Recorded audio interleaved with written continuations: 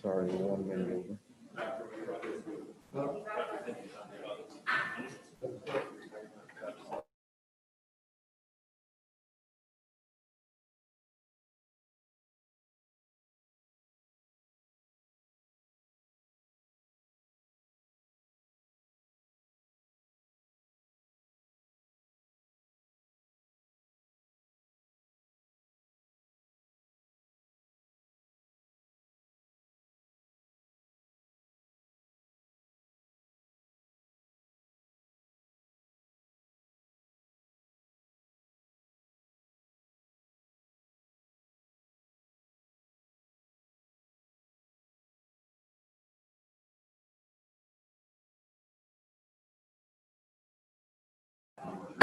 We will call the meeting to order. The first item up is the adoption of the agenda. Okay, Mr. Chairman of the Committee of the Whole, I'd like to ask that we move items 5A. Are you ready? Okay. That we move items 5A, B, C, and D to consent. Is there a second? Second. All right, all in favor, say aye. I've locked myself out. I've got to re-sign in. Aye. Okay. Okay. Mr. Frazier? Aye. Mr. Reverend Collins? Yeah, I think so. Is that it? Okay, I Aye? see the vote. Yeah. Okay. Go ahead and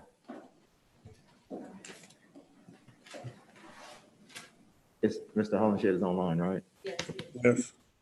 How do you vote, Mr. Hollenshed? Aye. Okay, thank you. You're welcome.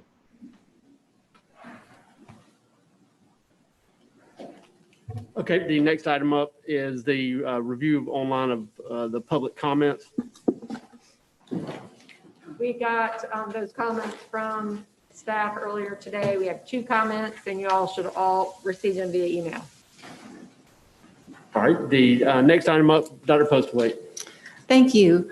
We're going to start with the superintendent's update. We want to begin by showing the metrics.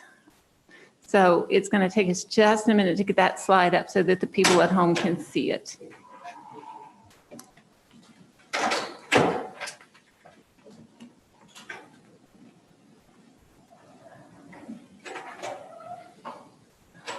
Okay, while we're waiting for the slide to be displayed for item 3A, I will simply start by saying our metrics are headed in a great direction. If you look at the dashboard, it's displayed in the slides, in the board docs, if you want to open them there, or here it comes onto the screen now. The dashboard shows us what the parameters are for low, medium, and high. We have fallen over the months so that we are now 91.6 per 100,000.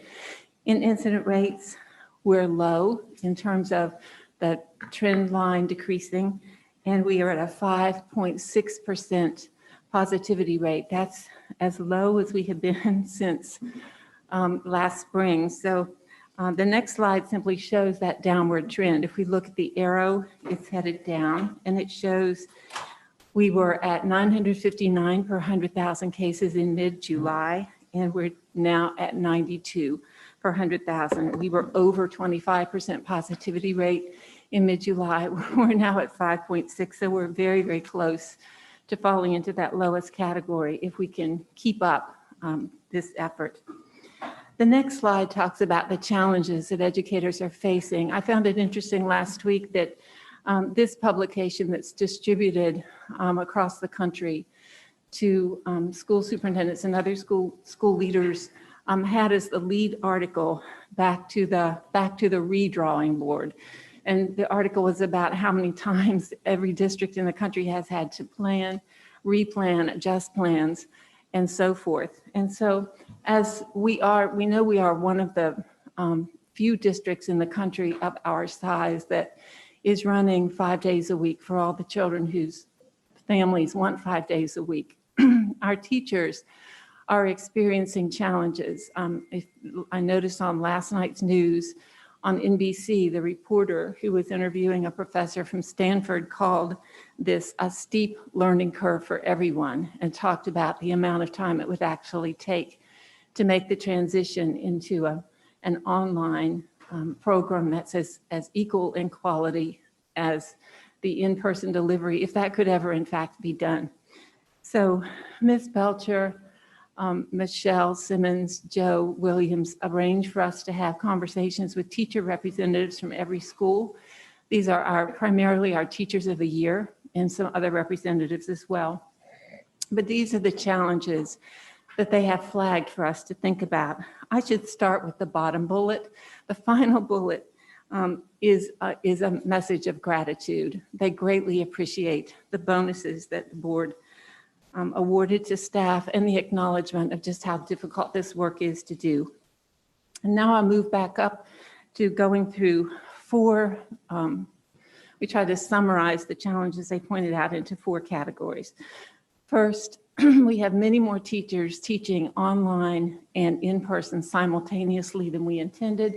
And that's because as students have wanted to come back, it's not possible to create a class that's you don't have 25 fourth graders wanting to come back at the same time in your school, or 25 Calculus 1 students all wanting to come back at the same time. So in order to serve the parents who wanted to send their children back, the only alternative has been to ask classroom teachers to serve a few students online while they also serve students in class. And that's what most schools have had to do. That's not true, of course, in 100% of our classrooms, but we had many more teachers teaching both at the same time than we ever intended. So as you recall, you approved on September 28th a planning day on this coming Friday for principals and teachers to try to see if there are ways they can examine the schedule to reduce the dual teaching loads. We want to stabilize wherever we can. We want to simplify by reducing that duality wherever we can, and then find out which parents want their children to come back in person the second 9 weeks and try to run a stable operation the second 9 weeks. There may be some exceptions here and there of students who are in and want to go out, or students who are online and need to come back. But except in rare instances, we will try to run the second 9 weeks stabilized so that teachers know what their loads are. Parents and students know what to expect as well. So we are going to ask parents to commit to either in person or online for the entirety of the second 9 weeks, whereas there have been several points in time that they could change students from online to in person or vice versa, the first 9 weeks. The second major piece of feedback we've gotten from teachers is that the assimilation of new curriculum and technologies takes time, and along with working full time, there hasn't been enough time for them to make all the adjustments and deal with the technological challenges that everyone is facing as we try to go to a much more intensive use of the technologies. Teachers believe they can collaborate to really improve what they're delivering if they just had time to do that. So we're proposing that over the next few months in the first semester, that we give teachers 1 day to plan every month, a day to work together to make sure that they are providing services in the way that makes the most sense for them and their schools and their students. We want to delay formal principal and teacher observations for a couple of weeks. That was creating a lot of stress for teachers. I don't mind principals coming in and watching, but being evaluated at this point in time was really creating distress. They asked, and Ms. Belcher has been talking about this, she's mentioned it to the board before, that we prioritize the key standards that have to be addressed. We're going to look at the achievement from last spring to this fall in a little bit. I'm sure you've already seen that in your packet. You know, we've got to get really clear and be really intentional about trying to make sure we deliver the missed content and don't take any chances on that. So teachers are also recommending that we get reduce the number of standards that aren't essential, get right to the essential and teach it. And then finally, in this category, they're asking to target their fall data conferences with the parents, either the parents who request it or the parents of the students who very badly need an intervention, and then over time, finish their data conferences by the end of first semester. But we've just given them 1 day to get that done. And so they want to target the families who need it most that day. A third category of concern is that some students who are learning online aren't tuning in consistently. And one example that stands out for me is an elementary teacher who said, I know this student can get online. The student got online for the birthday, for her birthday, for the class to sing happy birthday, but hasn't been back online since. So we're going to have to deal with that with all the school personnel we have who aren't teaching directly, with district personnel who are available, and if necessary, following up with DSS, because this is a very serious matter. We know that many of the students who learned online lost a lot of ground from last spring to this fall, and we can't afford for students not to be logging in and participating. The other challenge I mentioned is when you have a non-English speaking child in your class, you can often pair them up with another child. Many times there's another child in the class who speaks that language. But when you get, say, a high school student in from another country who speaks no English, it's virtually impossible to deliver online instruction without a translator. And we have a number of different languages, foreign languages, spoken by children in our schools. So this is an area we're going to have to look at more intensively than we have so far. And then finally, the delivery of special education services is really challenging. Some of the paperwork has changed. Teachers are having to do double paperwork. There are a lot of issues we have to work through. And the staff has asked for another just simplified one-pager to review the safety protocols that are required in the quarantining guidelines. And those change from time to time. They're updated. So Jeff and communications are working on that now, along with nursing services. So that's just a review of the status report. And then my final slide, I wanted to talk a little bit about the blessings that we have here that allowed us to open schools. We have staff who could not have worked harder in every department. We have teachers who, although they were fearful in some instances, came back to school and they're teaching kids. They've been wonderful about stepping up and serving. Only 14 of the largest districts that are represented by the Council of Great City Schools as of September 2nd reported that they were even thinking about bringing children back in person for even one day a week. The others are not able to bring students back primarily because their facilities simply don't allow that. Now, in some instances, they had high COVID-19 outbreak rates, but in many instances, they have buildings without air conditioning, buildings that have fallen into disrepair. Their HVAC systems don't work well. They don't have air handling, and so forth. So we are very, very fortunate that we don't have that challenge here in Charleston. The fact that the community cooperated with us to reduce COVID-19 rates, our personnel were all willing to come back and do whatever they could, whether it was teaching in person or online, or helping to get facilities ready, or pitching in to do contact tracing. They've been incredible. But the final piece is the work that the community has done over the past 20 years to provide the level of facilities that we have. And that's what Mr. Baroe is going to briefly just review for the board, so we can sort of see where we were, where we are, and where we're going. Mr. Baroe? Thank you, Dr. Postwar. So this probably would have been better titled the State of the Capital Program, but I appreciate the lead in with the comments about what other facilities, what other districts are facing with their facilities. And I think on the heels of our largest construction year ever in the history of Charleston County, we put in place from August to August, $157.5 million worth of construction. And that is in large part due to this board, previous boards, as well as our taxpayers. So I did want to provide what we've done, where we're going, and what we're doing and where we are going. This is the picture of Dunston, a great success story, eliminating trailers and allowing us to house the entire elementary school on this campus without having to transfer them to another school. Let's go on to the next slide. This is where we were back in 1998. I have this newspaper 10-page expose by Brian Hicks in my office, and the pictures in here are staggering. For those of you that were here and lived through it, you know what it looked like. For me, coming from elsewhere, I didn't know how bad it was till I saw that article. The transition has been huge over the last 20 years. You can see that our backlog, We think it was closer to $1 billion, not 600 million. 600 million was actually taken off with demolition of old facilities. And so we're able to reduce backlog by other means through the decisions that the board has made. In 2022, we're projecting that backlog to be at 267 million. So there is still a need for capital maintenance to be fully funded.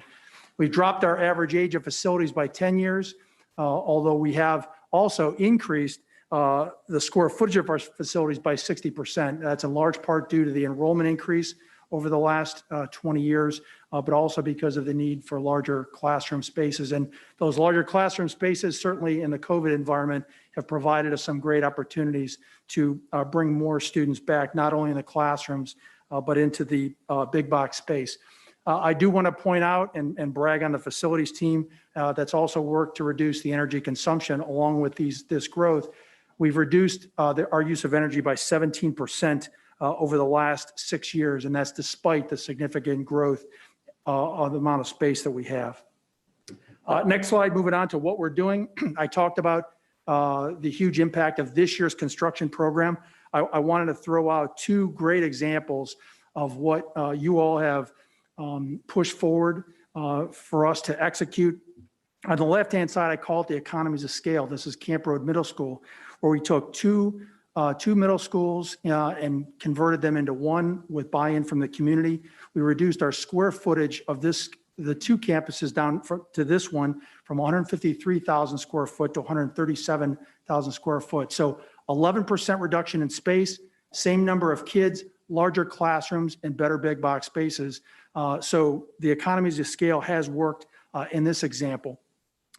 College and career on the right side, you're all very well aware. This is our second Center for Advanced Studies in North Charleston with 3 health science programs, 3 IT programs, building construction, auto collision, and logistics and supply. The great thing about this space is as our community changes and the needs change for what our students need to have a career, we can change those spaces and bring in other programs. So a great opportunity in North Charleston right now. The next slide is the scoreboard of where we stand in this current program. It is the second sales tax program. It is the 4th phase of capital construction. Although we're only 58% into the program by time, we've expended nearly 70% of our funds. So we're getting the money out the door quicker, converting that into facilities that our kids are in much faster than I've seen in other places that I've been before. 2 other key aspects of this program are that you all decided to include capital maintenance and capital IT in this sales tax, and that's been a huge success. And I'll point out that from an audit perspective, we continue to be, knock on wood, perfect. We run this audit twice during any program. We completed it for the phase 3 program. This is the mid-year audit from phase 4, and Mr. Kennedy presented that at a previous board meeting. No exceptions to this program at this point. Where we're going, and this is what you all have already voted on, and I just wanted to recap that you approved the master plan phase 5 in June. That was the primary source of information to develop a projects list. It's an exhaustive document that includes enrollment history, enrollment projections, facilities assessment, and a list of all the projects that have been completed by this board and previous boards through the last 20 years. We collected input from the public in developing this plan, and we then developed the list of possible projects across all the constituent districts based on life safety enrollment and programs. And that leads us to the projects list, which again, you all approved in July of 2020.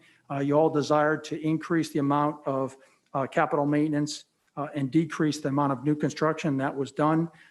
We've got 2 exciting early education opportunities in here. As you know, as part of the mission critical projects, we converted Mary Ford this year.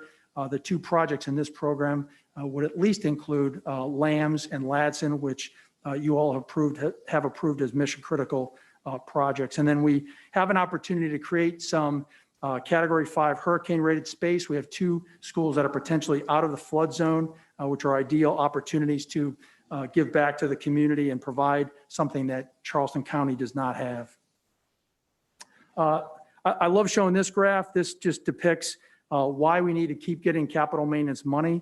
I mentioned we are increasing our square footage because our schools are generally larger, the classrooms are larger, and we've had to build more space. We still have 150 trailers in the district. That has dropped significantly over the course of the last 3 years. But a lot of the projects in the next program include adding permanent facilities to replace trailers, whether it be Ladson, Stall High School, places that have trailers now that we really want to push to permanent facilities and get our kids in permanent spaces. The next slide is the funding breakdown that you all approved. I did mention an increase in capital maintenance, the middle bullet. That's up from 109 million in this current building program. Capital programs projects at the top is down from 513 to 414, still a healthy list of needed projects across the district. And I do want to point out, we do track where the money has gone. And if you look at where the money's gone over the last 20 years, it has been evenly distributed to where the kids are across the board. D20 has a little more money because we had the early 1900 schools that took a lot of funds to replace. So the District 20 number is a little skewed based on enrollment, but the larger districts 4 and 2 have the same percentages of funding across the board based on the enrollment. Next slide, I'm going to pop back. This is actually a slide that I showed you earlier, just to recap where we stand for the Phase 5 program. And then moving on to my bottom line slide, I believe that you and the previous boards have really aligned our facilities along the right track. We've done some great things. We need to continue the momentum. It supports the mission critical approach and prevents our facilities from falling back to this, which is certainly something we don't want to have happen. Subject to your questions, that closes the overview of the capital Board program. members have any questions? Ms. Coates? So if we could go back to Dr. Postwait's presentation, I just want to make sure we're clear that Ms. Belcher, you and Ms. Simmons and Joe, y'all talk to every school, representatives from every school when making this list the superintendent presented. We held a series of Teacher of the Year roundtable events. Some Teachers of the Year may have opted not to attend those calls, so it may not have been everyone, but there is, in theory, a representative from every They school. were all involved. invited. That's right. And Dr. Postwait, you said that, and I thought this was interesting, to provide the one e-learning day per month through the end of the first semester. That gives the teachers time to collaborate and work together. Can you guys make that happen for the rest of the year? I mean, if we're Yes, going to. ma'am. Yes? Has- Mr. Frazier? Yeah, I guess one of the questions you had illustrated that not everybody's engaging online routinely. Do we have people that supposedly selected it and haven't engaged at all? And do we have areas where we're struggling to get people internet access and all that? So, because I know some of the connectivity issues, particularly in our rural areas, are.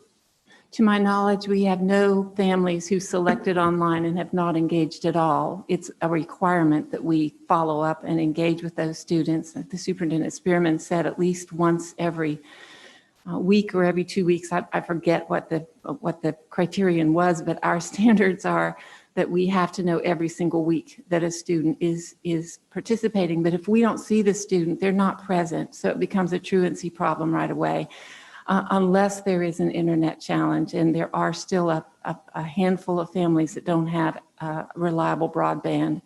They get learning packets. So there are some workarounds. Mr. Broey would be in a better position than I to address that.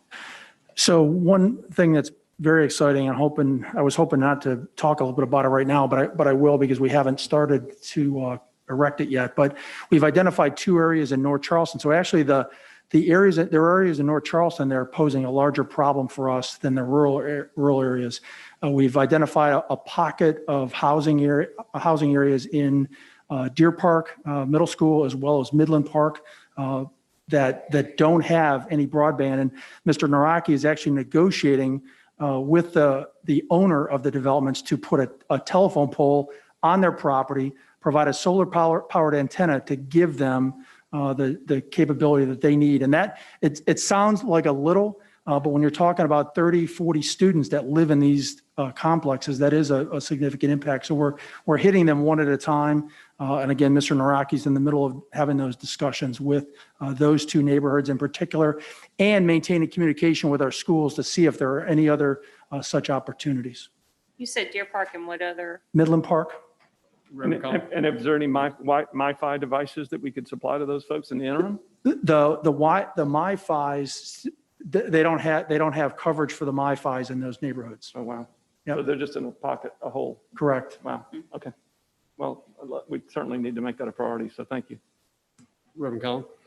So Dr. Postwar, I want to make sure I understand the October 16th school day. So are all the children scheduled to be online that day with a teacher? Or are we giving the kids work in advance to do at home? You kind of clarify exactly what October 16th is? Yes, sir. On the e-learning day on October 16th, the teachers will not be actively teaching online. Okay, so But no online classes that day. Students need to log in online and confirm that they have logged in and received whatever assignments there may or may not be for them so that we can take attendance.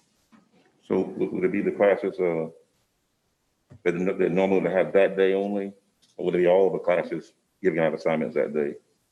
All the teachers?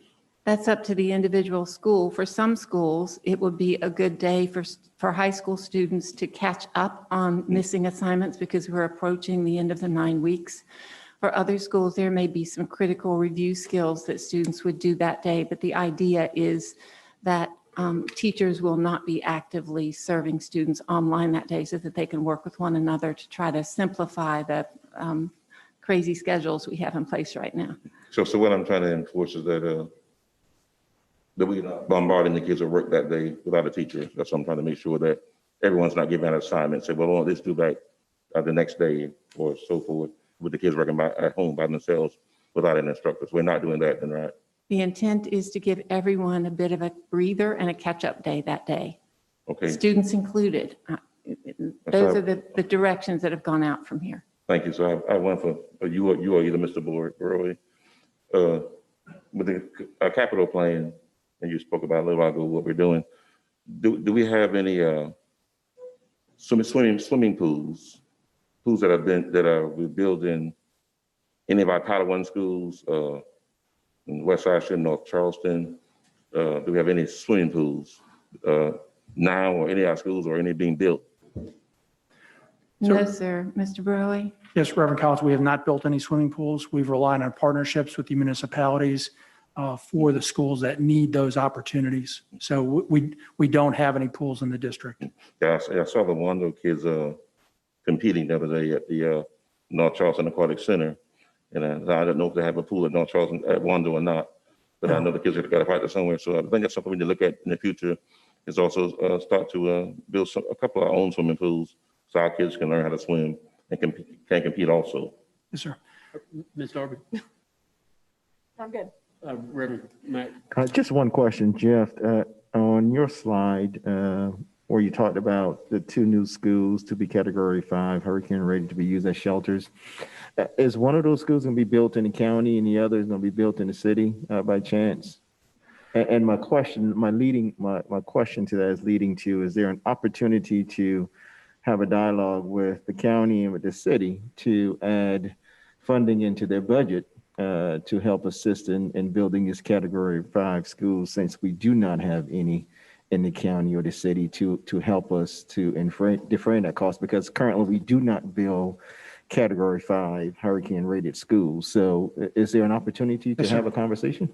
Certainly there is. Yeah. Yes, Reverend. Okay, I would suggest that we have that conversation with if one's going to be built in the city, one's going to be built in the county or wherever, to have them to look into assisting and helping us with increasing this rating and building these new schools. Sir. Yeah. And if I can go back and correct one of my answers earlier to Mr. Frazier related to the MiFi issue is actually the fact that the individuals that live in those areas did not qualify for the free MiFi that was offered by the state. They were not at the appropriate poverty level, so that the MiFis through the state were not a possibility. They would have to be we'd have to go out and buy them individually. So we think that the antenna option on the telephone pole is a better solution to those areas. Maybe not as timely, though. Yes, sir. All right, Reverend. Reverend Mack. Just one, yes, sir. No, just when you get time, just a quick comment. Okay. Jeff, I know we had at one point had a conversation with a tower company, or the district may have entered into a contract of some sort in putting up towers to have better internet connection or provide internet connection. Is that opportunity still there? That opportunity exists, but I will tell you, quite frankly, with the outcry over 5G, that vendor has not been interested in pursuing any at this point. He had attempted to pursue an opportunity to install a tower at Moultrie Middle School, and through the normal process of public comment, he decided to stop and not move ahead on that. In fact, the town of Mount Pleasant has moved to rezone our property so that we can't put a 5G tower on there. So he has not wanted to pursue it, and we haven't pushed him to pursue it at this point. Okay. What about the rural areas? I mean, It's all about from our providers what money they can make off of providing the service. And so that's been the limitation, is that they don't see an opportunity to do that without financial support. got it. Okay. Mr. Hollenshed. Yeah, just one comment, and like Dr. Postwar says, we're working through this. I know I had a few parents call and their complaints about the breakout room and not being coordinated. But, we're going to have to work through those bugs. It's just something that was thrust upon us. And the other thing is that the Aquatic Center Reverend Collins referred to, we do have that that's going around the county now. They just opened up one broke ground. If Jeff Baroy can elaborate on the one in Hollywood to teach young African Americans to swim, and they're going to be putting one on James Island. And hopefully, if we partner with Charleston County Parks and Rec, we can get one out there in the rural area of McLennanville. But the municipalities have done a great job with the Aquatic Center, North Charleston and Charleston City. It's just the rural area where it needs help. So I think, Jeff, you were at the groundbreaking, weren't you, out there in Hollywood? I was not, sir. Oh, okay. But that's just something I think we can look at teaming up with Charleston County Parks and Rec.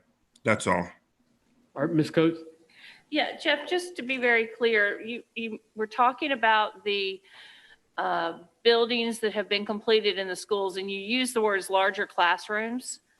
Can we be very clear? Does that mean more students per class per teacher, or are you just talking about square footage? Because there's a lot, we use the word larger classrooms and interchangeably in the community. We sometimes mean more students and sometimes mean more square footage. I can only answer on behalf of the square footage, and I was referring to square footage. Thank you. Yes, ma'am. All right, next up, Dr. Postwar. Thank you.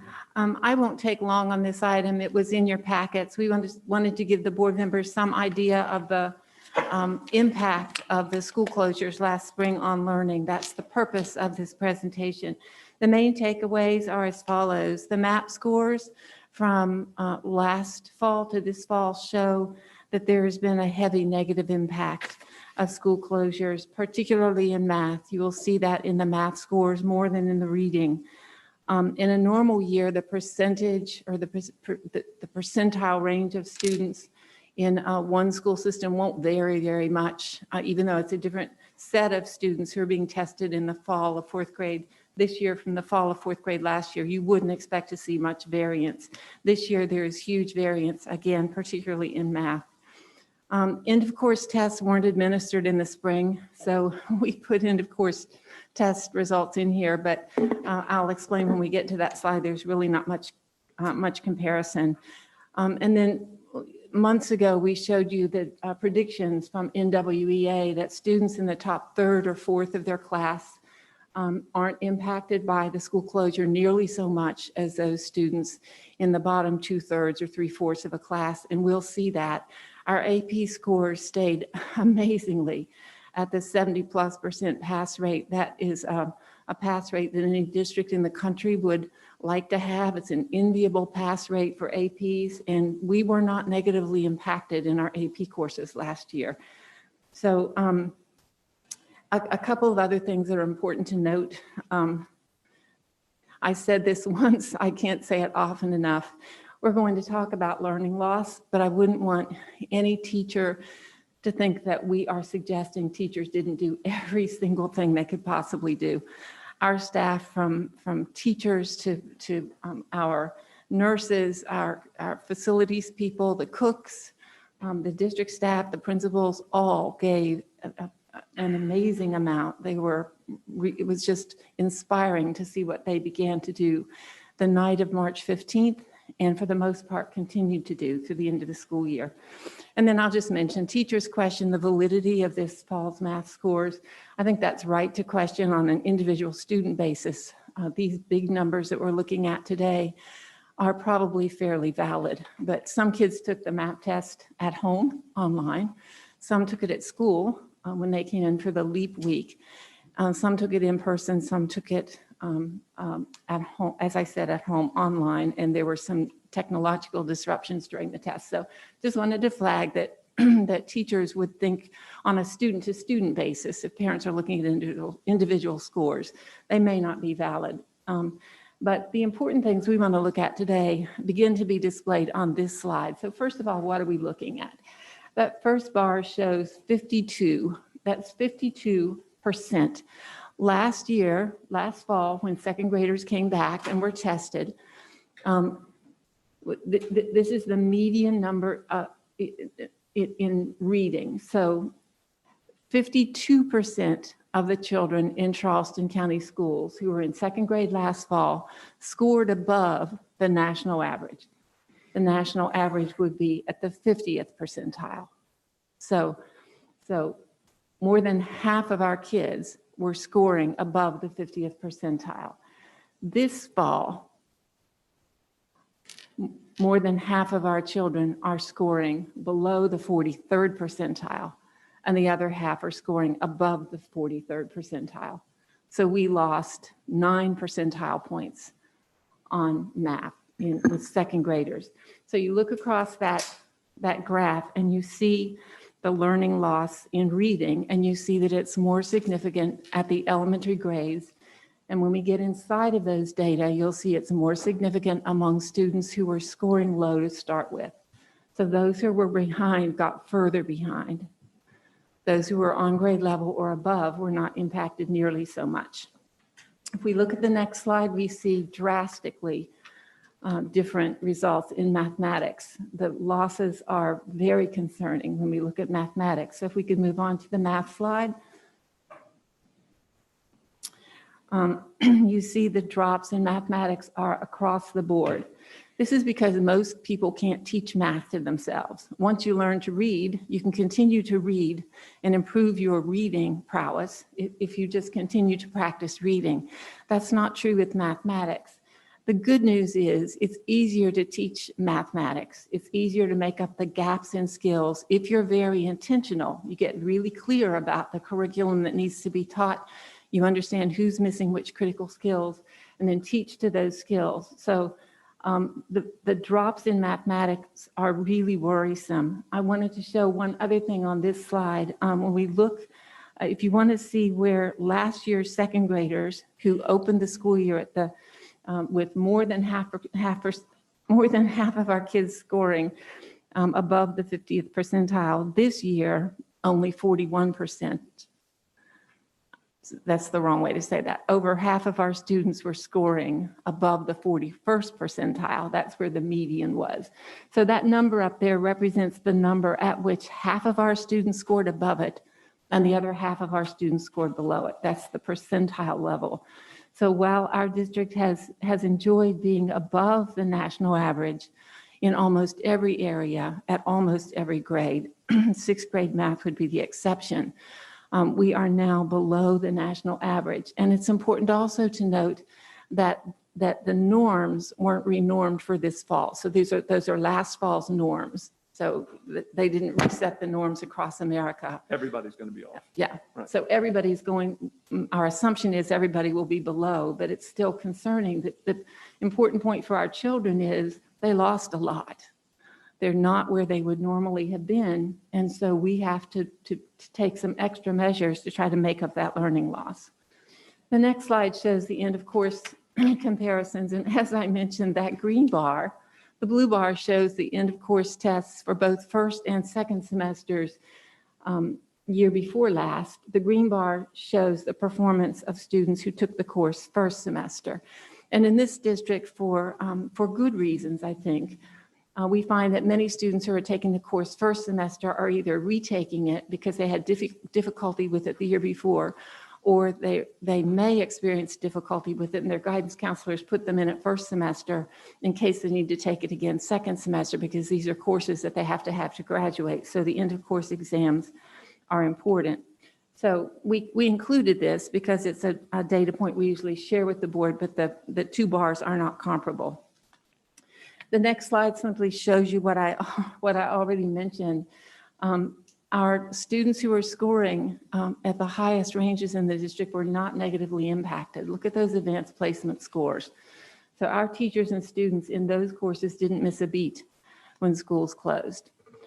Next slide shows sort of the academic highlights. We wouldn't want people to think that all was lost last year. A lot of hard work was done. So when we look at the results we got last fall on the state report cards, the number of excellent, good, and average rated schools increased, and all 14 of our previously unsatisfactory schools were rated higher than they had been the year before.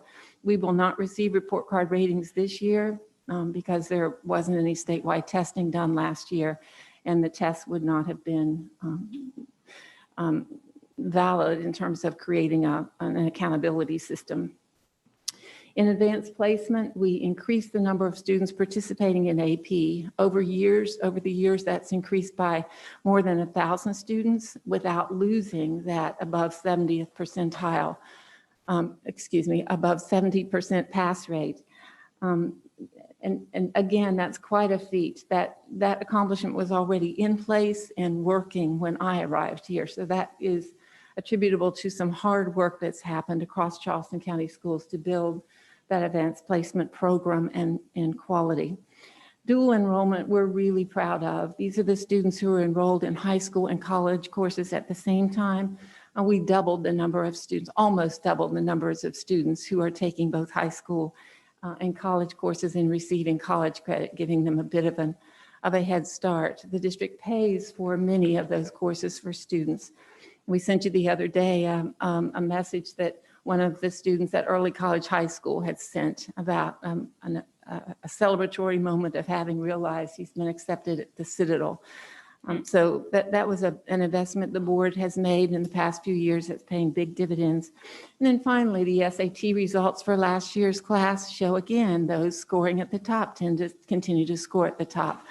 Of the large districts in South Carolina, we had the highest composite score. And of course, Charleston scores are well above the national average. The next slide shows you something that you're familiar with. These are the parent conference data dashboards. These have been prepared by our own staff this year. We did not outsource this work. On the right, you see the student level dashboards. These will be going out to all parents by the end of October with the opportunity for those parents who are interested and the parents of students who are struggling or running into challenges to have a one-to-one conference with teachers. Some of the data are still embargoed. As soon as they are unembargoed, that information will be available for board members and the public. And then finally, this is a very high-level look at the data because some of the data are still embargoed. The November Committee of the Whole, there'll be a deep dive into the data, more detailed information, additional assessments. There's some interesting information in the K-1 Fast Bridge assessments that you will be interested in seeing, and we'll be able to include the graduation rates and the ACT data at that time. So that was a quick overview. I would entertain questions, although I wouldn't expect there to be many. Okay. Go ahead. Just one question, Dr. Postwar. Is there an opportunity to have a math boot camp per se on a Saturday on those areas where kids have fallen down tremendously to help offset those lost learning time to help get them back on track? I mean, has something of that magnitude has been discussed, or is that a possibility of trying to add in maybe one Saturday per month from 8 to 12 or some sort to do a boot camp with those students? I would defer to Ms. Belcher on that. She would know better than I what's been considered. Okay. I think we have a couple of things, not exactly what you're proposing, Reverend Mack, but we have, first of all, it's really digging in on core instruction. I think we've had, as you would understand, a little bit of disruption with the start of the year with kids coming back and schedule changes. So making sure that we have a very good math curriculum, K-12, that we're using it, we're on grade level, we're accelerating instruction, and that the meaningful time that kids are having in math class is being maximized. And so that's a big focus. The second is the work that Mr. Kennedy is leading and being supported by Learning Services as we think a lot about learning pods, particularly for those students in Title I schools or who may not be going back in person. Can we figure out ways to give additional both social, emotional, as well as academic support? One part of that we're exploring is the idea of high dosage tutoring to see if we can actually do some of similar to what you're saying, but really intensive work against the standards, both in ELA and in math. I know Mr. Kennedy is going to give a quick update at the end of the week because we're still just starting to launch those, but we're hopeful that that will be a key lever around closing the gap. I'm just concerned that if we lump all of that together broadly across the board with students inside of the classroom, you have Johnny and Susie and Bobby who's struggling, has lost considerably, giving the map scoring that they may need that opportunity to be pulled out or teased out to be given additional help and assistance, and just not on the broad spectrum of the lesson plan that's outlined for the class. I just feel that I just don't think that we're going to actually capture everybody that has either dipped or leveled or maintained. We're just not going to be able to fill that gap to where those kids that have lost tremendously. I don't see how we're going to gain that. I honestly feel that we're going to have to really identify those kids and pull them out and really work with them to at least get them to the level of understanding to be able to advance to the next level. Because as they go higher, right, the work increase, the intensity of the work increase, and if the learning curve is not there, then they're not going to get it. They're going to continue to struggle year after year after year after year. So at some point, those kids that have lost, we're going to have to get them to with the grade level they need to be so that they can be able to operate at the next level, or else we will continue to see the trend of those students continually to perform below average because they have not been caught up from where they were. So I just don't see us just putting in a plan that's going to be across the board for everyone, then expect those that have fallen so far behind to be able to master that work and then be able to, well, first learn where they have lost to get to that point to be able to move forward. I just see another plan has to be implemented to help those kids. That's kind of where I'm at right now. Mr. I was going to say, I'm going to start playing the organ to get this final hymn going. But, go ahead, Ms. Darby. I'm good. Okay, Mr. Coates. So, while I'm not nearly as eloquent as the Reverend, I think he's on the right track, but I would advocate for a more global thing. If nothing, this is the first board meeting we've had since June that we haven't talked about how to put kids in the classroom the majority of the time. And so we've done that. I mean, not done, not finished by no means, but we're now starting to talk about education. There was no doubt in March, through no human fault, no human capital could have changed the outcome of a summer learning loss that started in March instead of June and lasted until September instead of August. And we've got challenges with online delivery that will continue online delivery through the end of the second semester. That's going to be a challenge just because there's a human element to that, even if we get all the internet pieces worked out. We have still the issue with getting schedules right where teacher workloads can allow them the opportunity to collaborate in that time. And the only thing I would say, to echo Reverend Mack, is that be very careful. I would caution that you and that the board be very careful to jump into the next, ironically, this kind of tees you up, the next action item. We've spent 4 months with all hands on deck getting education delivered.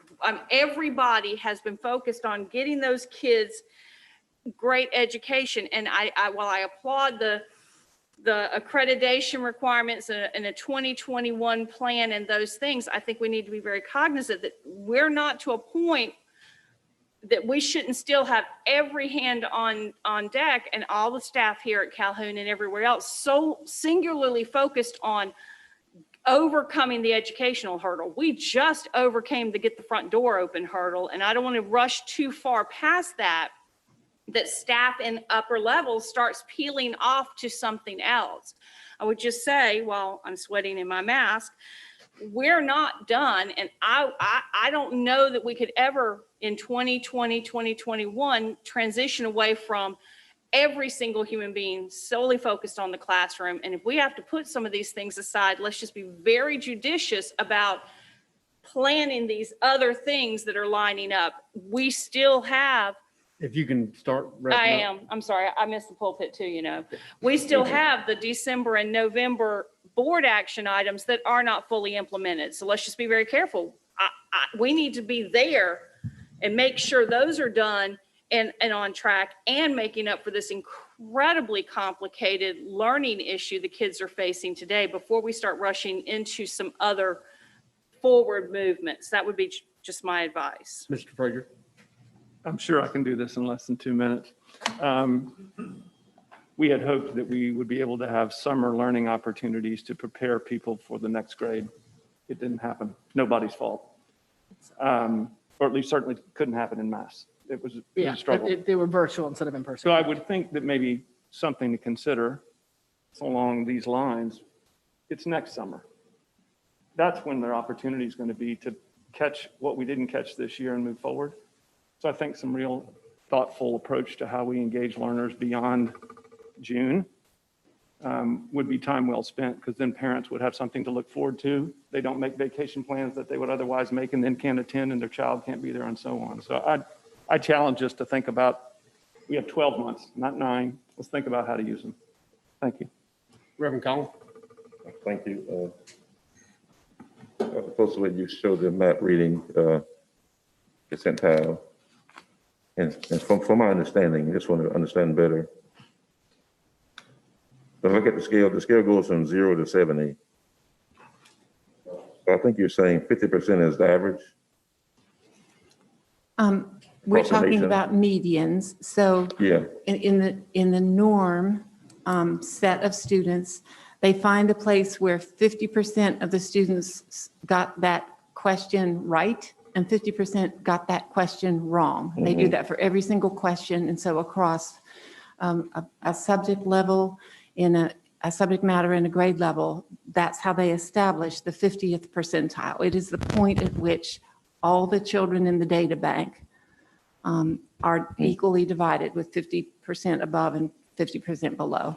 Okay, so when the scale goes to 70 percentile, I assume, on the left column, those students are performing higher or lower?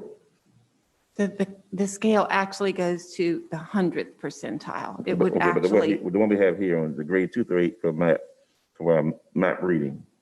right. So it actually goes up to 100. So it's 100 down to 0. Yes, sir. So my thinking would be that,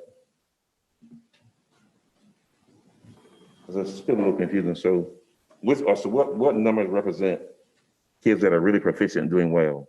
That's what I'm after. What number is that? What percentile is that for kids that are really doing? Where do we want to be?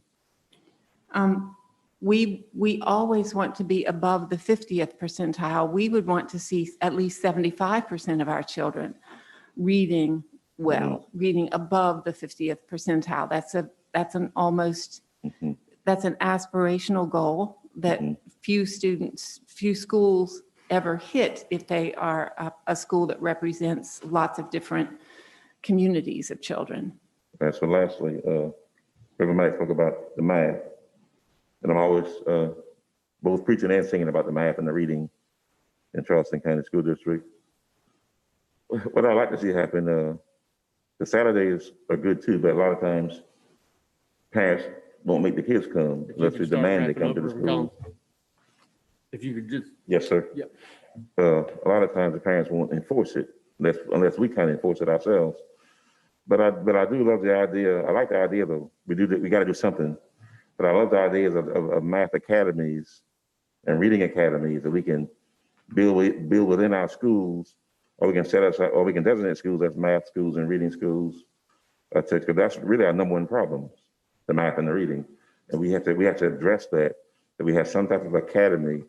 Even if it's only a half hour a day, daily, we recommend the math, or we can have some days at our school. We set aside certain calendar days that just a day of math day, the math development days. We gotta spend time with the math and the reading. And that's what I like to see that happen sometime in the near future. Next item up is the CCSD accreditation requirements. Thank you. And thanks, Mrs. Coates, for teeing this item up with your comments. We are required to alert the board to the fact that our timeline, according to policy for setting goals, is coming very quickly. We normally would have done this in July, but there is no way to get to this in July. So we wanted to introduce this with this board and then carry the conversation over to the next board. I don't need to spend much time on these slides. The first slide simply shows that there are several sources to consider when the board is thinking about goals. We have to take into consideration the accreditation requirements. That accreditation is good for 5 years, but there are normally annual updates. We don't have to update this year because it's such an unusual year, but we will have to next year. I think we've made a lot of progress on the items that were called out by the accreditation committee. It's probably time to revisit and update the strategic plan, but that can't very handily be done right now. There are always board established priorities that are up to this board and the next board. And of course, we think about student needs, whatever mission critical actions are coming from the community, and the recommendations and envisioning processes from the shared future group. So all that has to be considered in goals, in goal development. We are doing our part to bring you a draft. If you decide to defer this item for several months, that's fine with us, as long as we all get clear about how we're going to hold ourselves accountable for what this year.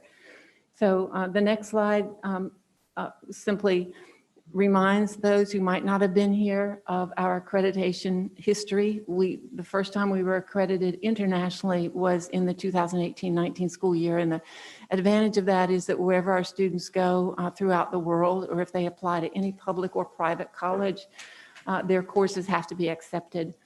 I won't spend a lot of time on that list. I think I've already said we have to address those needs improvement areas.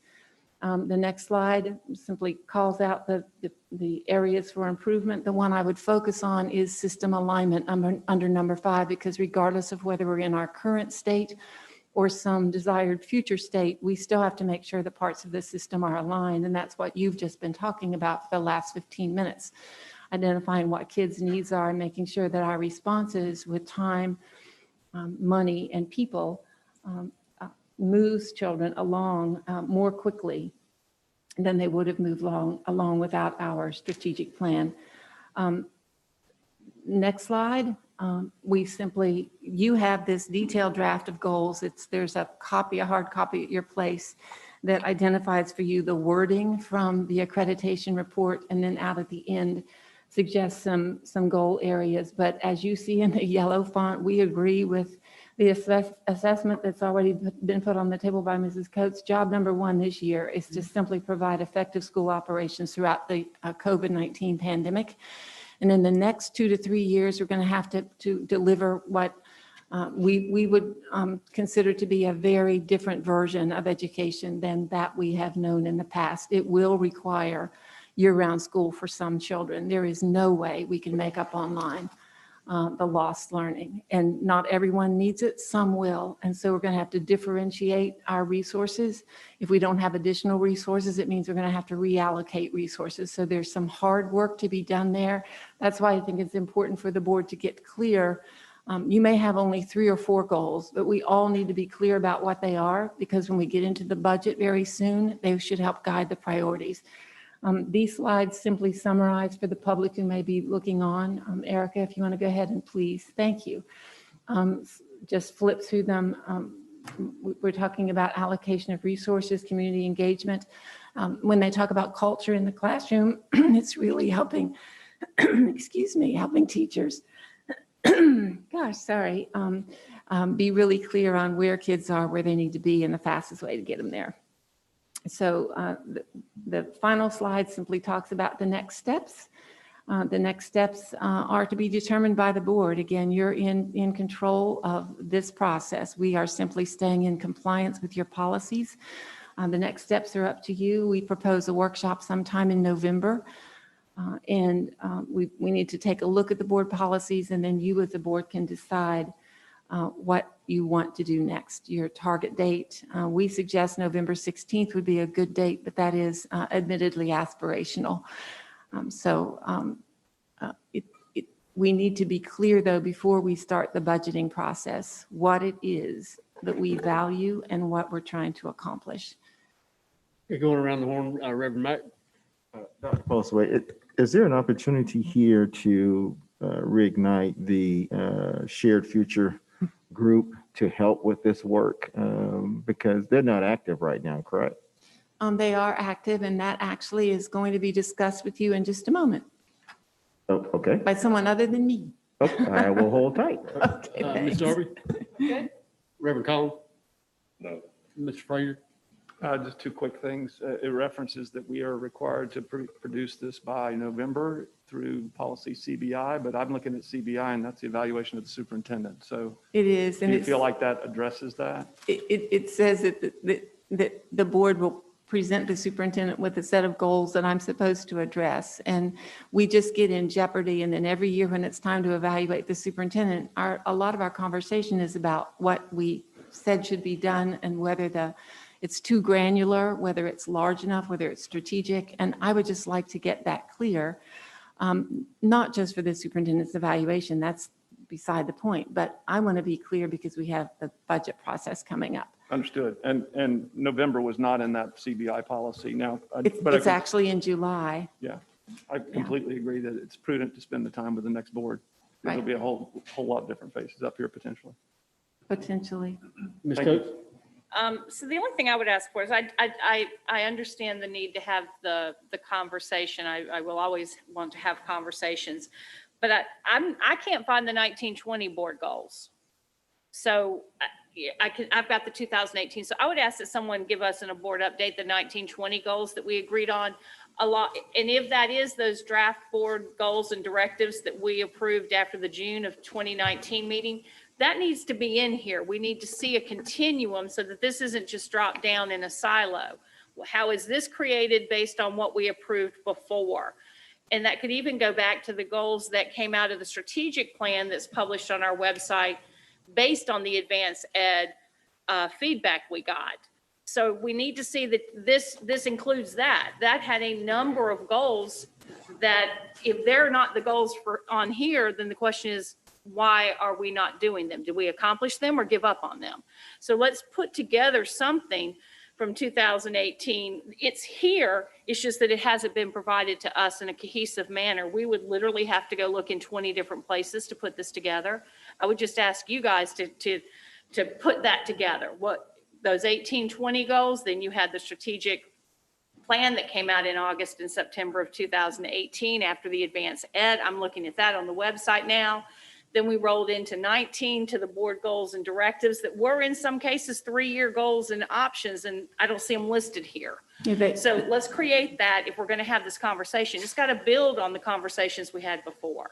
Yes, ma'am. That's what we intended to convey in that second slide that said we had to look at a number of things, but points well taken. Got it. Thank you. The next item up is mission critical facilitation work.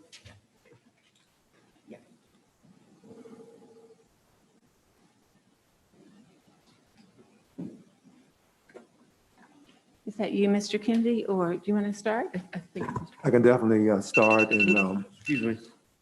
in response to your question, Reverend Mack, whether the Charleston Shared Future is active. The group is active. Just from a reminder of how we got where we are today with this recommendation is that that's 2.5 years ago, the Clemson study came out. They recommended that an external group be convened. That group was the Charleston Shared Future. Coming out of that group was the mission critical action teams, 4 teams across the county that were tasked to come up with specific recommendations for specific areas of the county. In June of 2019, June of last year, the mission critical teams presented a set of recommendations to the school board. At that time, the school board adopted some of those recommendations. And then for the rest of the calendar year of 2019, from July forward to December, those actions were refined. They morphed from mission critical to board directives, and those were adopted in December of last year. $12.6 million was put into the fiscal year 21 budget that the board approved for that. In some of my communications and work with the Charleston Shared Future over the last sometime during the summer, the question came up, what happened with the mission critical action recommendations? And so it became clear that there was a gap between what board had adopted and the communication that has gone out to the larger community about the 12.6 million associated with the acceleration schools, associated with the cultural competency work, associated with the work that we did and funded downtown for abuse, the attempts we made with academic magnet. And so based on that gap of knowledge of communication, Charleston Shared Future, there are 2 people that are what we call the co-conveners of that group. That's Maurice Washington and Eric Tom. And so that group worked with the larger group of those 2 worked with the larger group of the Charleston Shared Future. We still have approximately out of the 30, approximately 20 folks that are still active. We had a meeting earlier today, and I'd just be happy to report that we had 3 students on that team, and then 1 member, Anthony Brown, who was a senior at Burke High School and graduated this past school year. He's a freshman up at University of South Carolina up in Columbia. Yeah. He was on the line. He's an amazing young man in terms of his growth.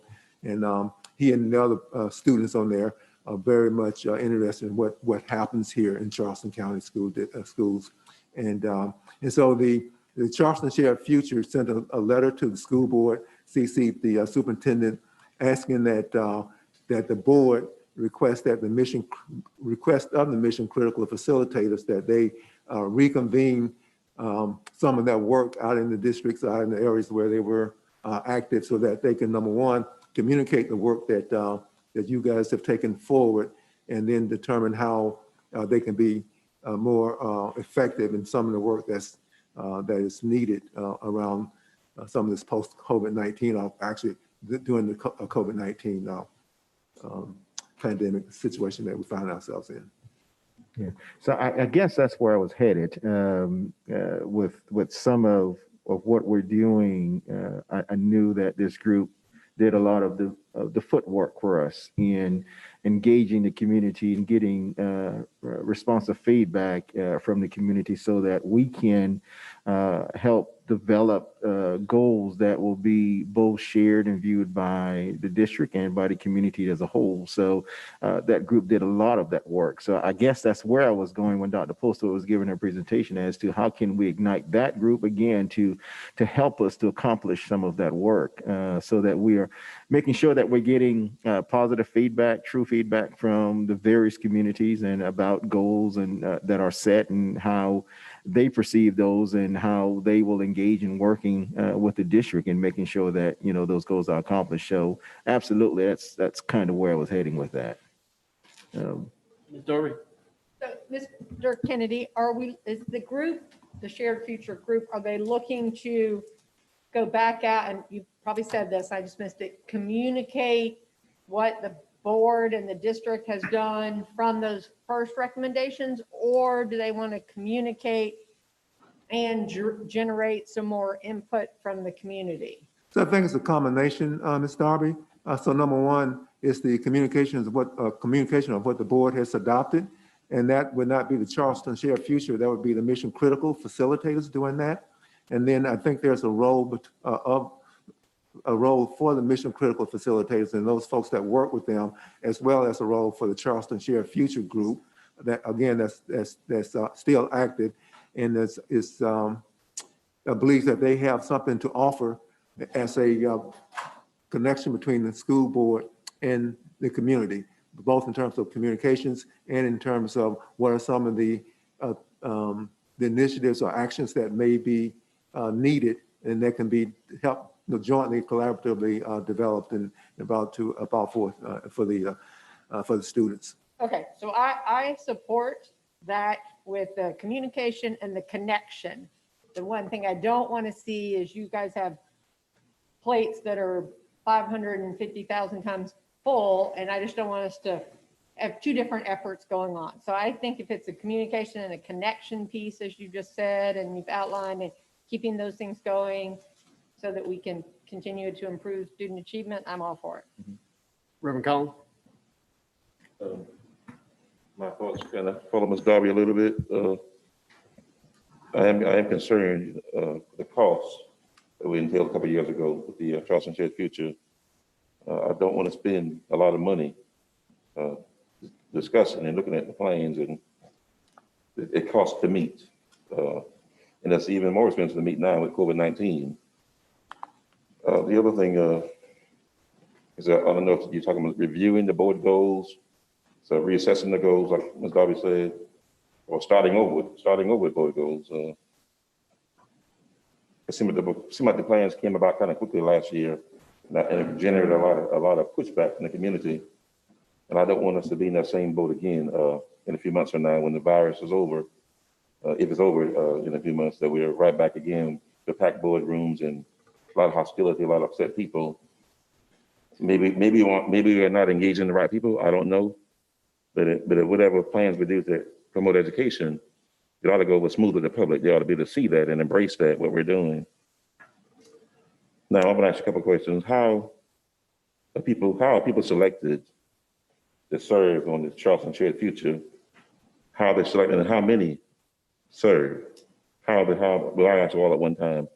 How many serve? How are they selected? And yeah.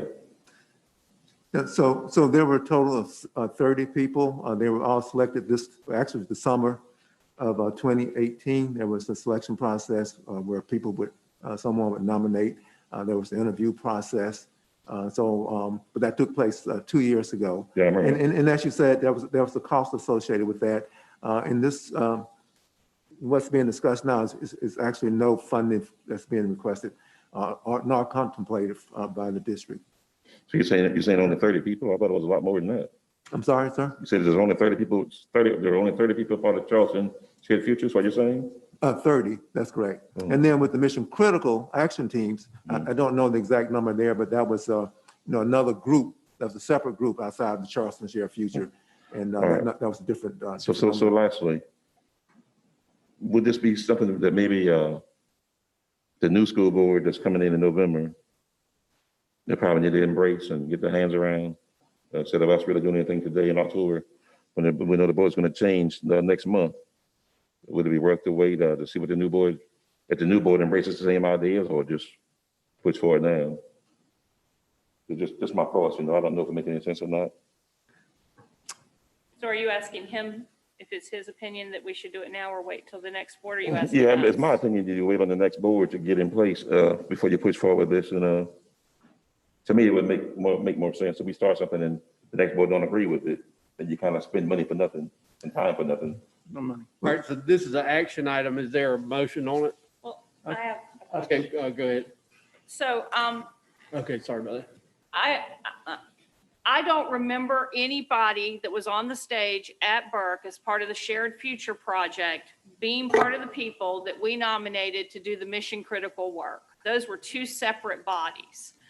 So I understand the intent here, but we're flowing things in and out. The mission critical people were approved by the board. It was a board action brought to us in February of 2019. We want this group to do downtown. That we had no input in the mission in the Shared Future group. And we also only got one presentation from them as a body. It was done here and then we went to Burke for the final one. So I think that we're on the right track, but we're in no way ready to say, yes, go do this, because we're not sure we're still trying to draft through all of this and figure out what you as a staff think is done and what you as a staff think is still in progress and what you as a staff think we haven't done. What comes to my first mind is y'all put the Montessori middle school on hold and I don't see it being pulled back up in anything just yet. So I think we're on the right track. I just don't think we're ready for that piece yet. And I think what you said was absolutely the best thing, Mr. Kennedy. This could serve as a connection between the community and the board. So I would say, asking for a motion before we go any further, I think those folks have to have a conversation with the board. We need to know what they want, who they are, what they think we want them to say. But I don't know how we can approve anything other than saying we're willing to enter into that conversation. They didn't come and have that conversation with us this morning. You had that conversation with them. If this is going to bridge the board and the community, I think we've got another step before we start thinking about how or who goes out. Mr. Frazier? Yeah, so it seems to me that the prior agenda item and this agenda item are all sort of together. And as I think about goals, objectives, and mission, it's October. We'd be lucky to agree on a set of goals if we were really trying to think about goals outside of COVID, outside of education recovery, outside of all those things. So it strikes me that the 2021 school year is a focus on recovery and a focus on the education that's going on in the school. And I think everybody has said that in one manner or another. And that as we have a new board that's going to be here, whatever composite, that is, that board should have some time, a month, 2 months, whatever it takes to start talking about the 21-22 goals. Because I think right now, between now and next summer, to Ms. Coates' earlier point, it's all hands on deck for one mission and one mission only. And I don't want to get sidetracked. We've started some great things. We need to keep going down that track. It may involve engaging these folks. But the idea that we're going to do it and it's going to happen by Tuesday or by next month seems a bit optimistic when, frankly, people are stretched to the limit. So it's my thinking that we wait a minute, not a month, but a minute. Maybe those folks come talk to us a little bit so we understand a little more clearly, but that we don't take our eye off the ball. And I'm not suggesting anybody is, but I'd almost suspend policy CBI, frankly, for this year, because this is a year that is unlike any we've ever seen. And that's where I would be. And frankly, would like to see that on the agenda for the next board to have a conversation about. So I guess if we need an action, I think then I would propose that we table this discussion, or that I don't know how you craft this into a motion, or that we make a motion that we convene and meet with these people and find out what their intentions are to be the conduit between us and the community. Unless I'm missing something here and someone can help me better understand, the motion is to approve community mission critical facilitators to re-engage in community dialogue around the board approved priority actions. So So this group is not going to do anything beyond what the board has approved. And so if that's the goal and the action of reigniting this group, then I don't see why we are delaying the process of actions or discussions that we have already had. I totally agree that the incoming, whoever that may be, and may not be any, but one or two, but whoever that may be, we have already dialogue and discussed and has moved these forward. I believe that as these new board members come on, they have an opportunity to engage and to discuss into the activities that has already taken place. So, I understand everyone talks around COVID and everyone talks around these where we are right now, but we have to keep in mind of we have to educate kids, we have to plan effectively. We have to involve community. We have to involve stakeholders. So there's a lot of things that happen around the wheel that has to go, that cannot sometimes sit in order for us to accomplish the mission that we're trying to set. But I rely on the ending part that, this dialogue will be centered around board approved activity, priority action. So they won't do anything beyond than what we approve. I don't see why we need to delay. Mr. Frazier? Yeah, Reverend Mack, with all due respect, we could have 5 new board members. I'd want them to engage and lean in on this topic as opposed to being caught up in it. And I think that 4 weeks is not that long. And that's why I'm on. I agree. Okay. Is there a I would motion? agree to that only if we're not talking about going beyond a 30-day. And I would agree to it even more so today if we would actually put a date to it, just simply because it will get lost in the shuffle and we will November 16th. then begin to delay the So it's process. a 30, I was proposing a November 30-day 16th. table. I'm sorry again. November 16th. That's when our first board meeting is going to be. 'Cause I So think- we will include November 16th in this For action. Is that what you're scheduled saying? I'm okay. I would Guys, say can that, we but have need one to have a person motion. off the I think floor? one of the things that we're confused on, that I ain't got a no word. one's fault, is that we have a shared future project group coming to us and saying, we think that we have some value in these communications, and that turned into a mission critical people going out and having that conversation. And we just established that those aren't the same. All right, So there might need to be some more work even in their proposal. is there a motion or? I would make a motion that we table this discussion until November 16th. Okay, That we bring it back on that Is there a agenda. second? Second. Okay, Mr. Hollenshed, second. If you're gonna have it up for, okay.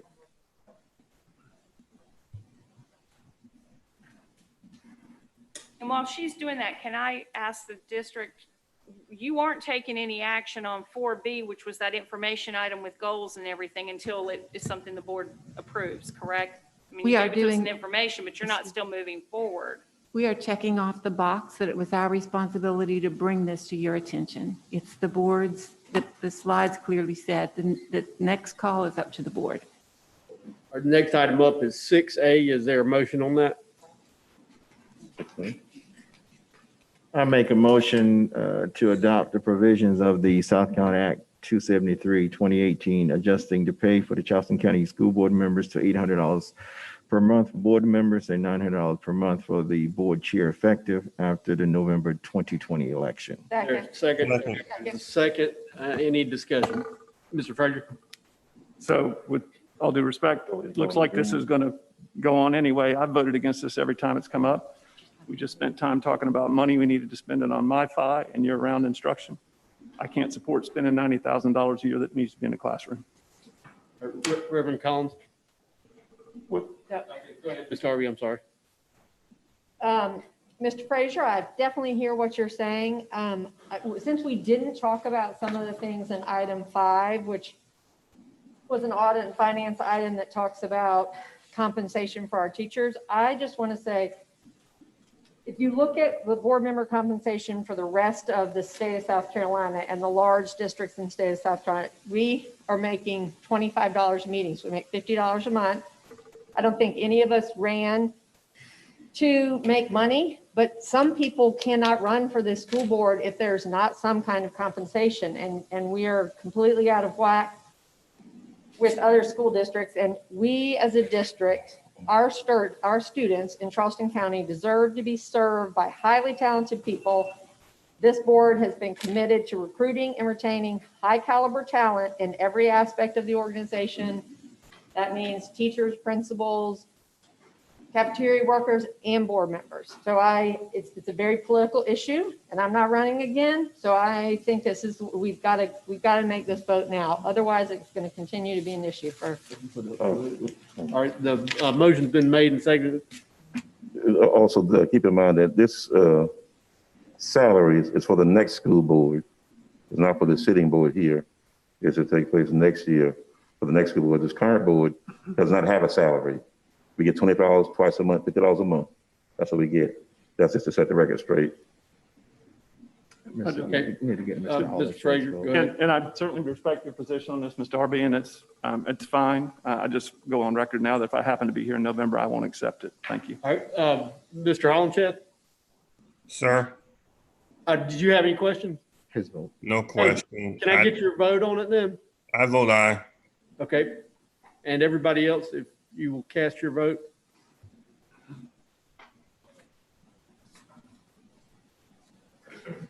Waiting on you, Reverend Collins.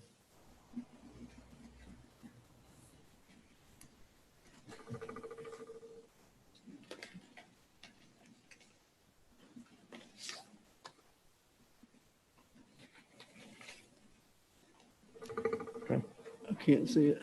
Motion passes 4-2-1. Okay. All right, so the motion passed. Is there a motion to adjourn? So move. All right. We will adjourn. Thank you. Take 10.